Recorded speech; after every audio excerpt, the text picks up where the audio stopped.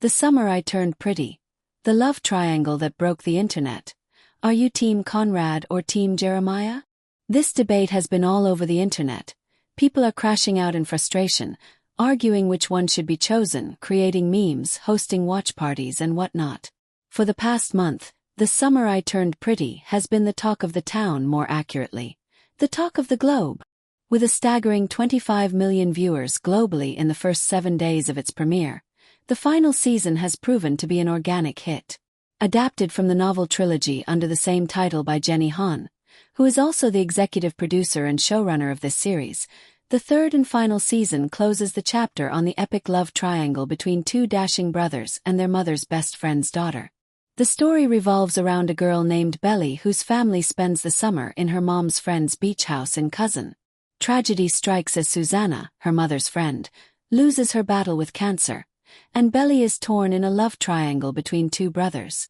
In the third season, Belly has been in a relationship with Jeremiah for almost 4 years, which is jeopardized when he cheats on her during spring break after a heated argument.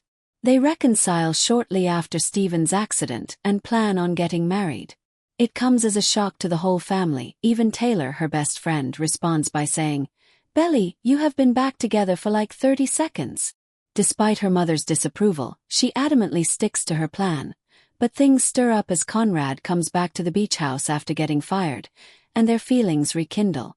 Belly is once again stuck at mortal peril, between two brothers. At the beginning, one may revolt at the idea of a love triangle between brothers, guilty here. But this is not one of your typical love triangle dramas. Jenny Han presented this coming-of-age story in such a palatable manner that it was not only accepted but also raved about by the audience. The great striking point of this series, at least for me, was not necessarily the love triangle but the close-to-heart, accurate depiction of female friendship, whether it was between Susanna and Laurel or Taylor and Belly. Though Susanna has very little on-screen presence in Season 3, in moments such as before Belly's wedding, Laurel admits that she misses Susanna, and she has to witness it without her. We feel not only the everlasting impact of their bond but also the grief of losing a loved one and carrying on life without them. Another commendable aspect of the show was that Susanna's death remained relevant in Season 3, long after the actual event. This enabled a more realistic portrayal of loss and grief and how it sets an entire chain of events. In the final moment, where Belly asks Conrad if they would have ever gotten together if Susanna had lived, this highlights how intertwined the two events are. Now coming to the love triangle, one of the core reasons for the success of the show lies in the fact that they have balanced both brothers equally, at least till Season 3, which resulted in a more heated debate and keen anticipation for the final outcome, setting it apart from the other dramas of a similar trope. However, the entire plotline falls a little short. It feels packed at certain parts but too spaced out at others, especially this season, as the time jumps happen more frequently, and it feels all over the place. Except for the last 2 to 3 episodes, the plot may seem a bit too tedious, and it lacks adequate character growth. Paris was a good decision, but it was rushed too fast.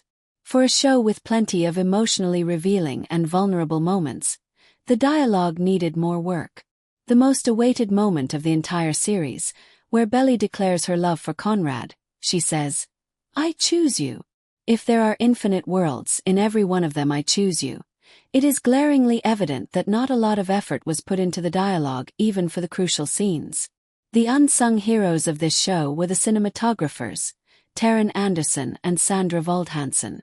What kept viewers hooked when they were frustrated with all the naive decisions of Belly was the show's signature dreamy romantic visuals.